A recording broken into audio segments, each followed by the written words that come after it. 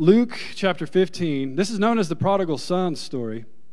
I would like to rebrand it if I could as the compassionate father, because I don't really see the prodigal son as the subject of the story. I see the father as the subject, and here's why. Jesus is talking, he said in verse 11, and he said, there was a man who had 2 sons. Now, did Jesus say there was a young man who had an older brother and a dad? No, he said, there was a man who had 2 sons, and the younger of them said to his father, Father, give me the share of property that is coming to me. And he divided his property between them.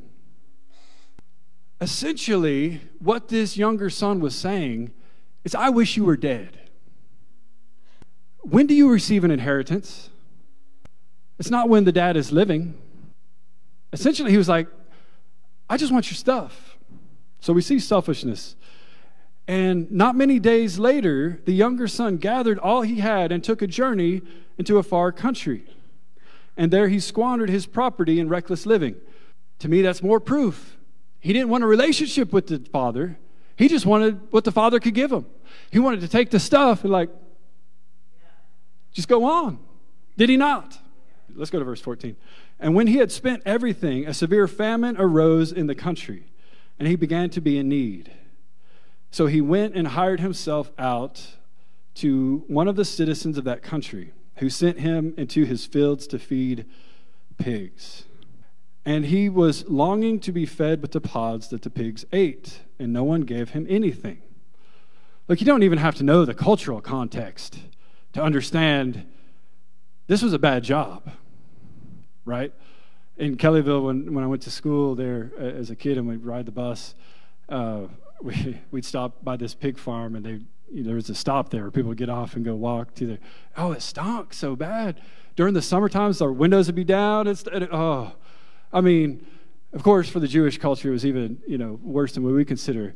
But come on, feeding pigs, it's not a good job. I mean, he went from the high life to the low life. I mean, he ran out of money at the worst time, right? Because there was a severe famine. There was an economic downturn.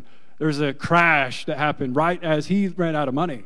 So all of his friends he was partying with and taking his money and taking his stuff, they weren't anywhere.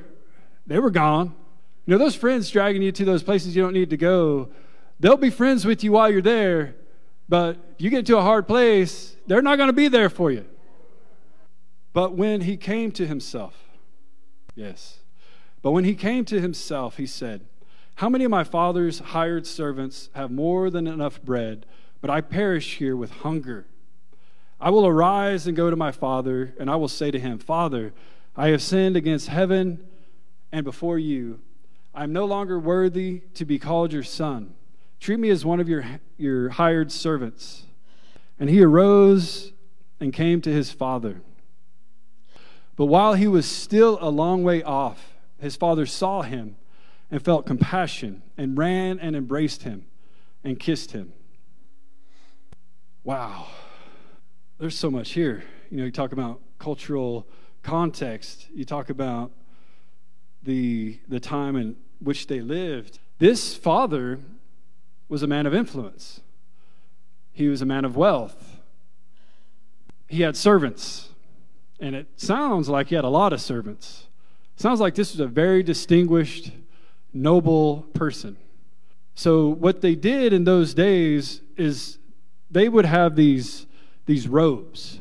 And these robes would go down pretty low. And it would be like a status symbol. Like you have the nice business suit today, like the Armani or something. You have so your status, if you were a man of wealth, you would have nice. I mean, it would also probably indicate your family, what clan you might be from, but it would be dignified. So this guy, this father with the servants, as a man of influence, had this robe, and he was dignified, but yet he was looking.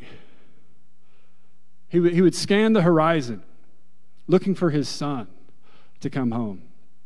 And, I don't know how many weeks went by, how many months, and he was looking. You know, when you would go to their property, you would know who the servants were, and you would know who the man of the house was. He would have that robe. And so I could just imagine he's out and he's looking for his son, and he sees him. Do you realize what he had to do to run? Well, first of all, he had to cast dignity aside. Think about it for a moment. He wasn't running like this, okay?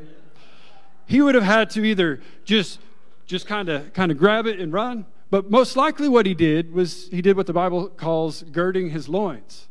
And so to do that, he'd have seen him. He'd be like, he'd have to start gathering his material, and he'd have to bring it in front of him, take it down between his legs, take 2 strands on both sides like a sumo diaper, and tie it. So he's seeing his son, and he's girding his loins, and he starts running for him. He starts running. He's running. He's like, my son's home. And I bet all the servants that were there, he was like, hey, my son's home, my son's home. And he grabs him, and he's like, my son. And he embraces him. He embraces him. He takes his son. This is compassion. What does it say right here? And verse 21, and the son said to him, Father, I have sinned against heaven and before you. I am no longer worthy to be called your son. He was given the script he had. But the father said to his servants, the servants would have seen him running, and they would have started running. This is the man of the house. And it's like, why is he running? And they started following him. And so here's what the father says. Check it out. But the father who cut off the son didn't have good ideas. The father actually had better ideas. But the father said to his servants, bring quickly the best robe and put it on him, and put a ring on his hand and shoes on his feet, and bring the fattened calf and kill it, and let us eat and celebrate. For this my son was dead and is alive again. He was lost and is found. And they began to celebrate. What Jesus was doing was he was given a parallel story, a parable. It's a natural story you can understand that runs parallel with a spiritual truth. And the father in this story represents God. So God is looking on the horizon for you. He's looking, will you come to yourself? The bottom of the bottle is not helping you. That end of the roach clip is not helping you. That pornography is not helping you. Come back to me. And when we come to ourselves, we're like, I need God. And we start to come to him, and maybe we have all sorts of bad ideas, and we don't really know what to say when we get there. We just know we need him again. And we're in that broken place. The God of the universe, what's he do? He runs. He runs to you. Come on, somebody. Do you hear what I'm saying? He runs to you. God runs to you. Because why? He loves you, and he's full of compassion. He doesn't care where you've been. He says, come home. Come home to me. I will make everything new. Praise God. He invites us to the celebration because one person comes home. Do you realize the servants, or we could say the angels, everything in heaven rejoices when one person comes home? Why? Because they could see God is rejoicing himself. He rejoices over you. Praise God. When you said yes to him, he was ecstatic. Wow. God, he threw his dignity aside to chase after you. Why? Because his compassion for you was greater.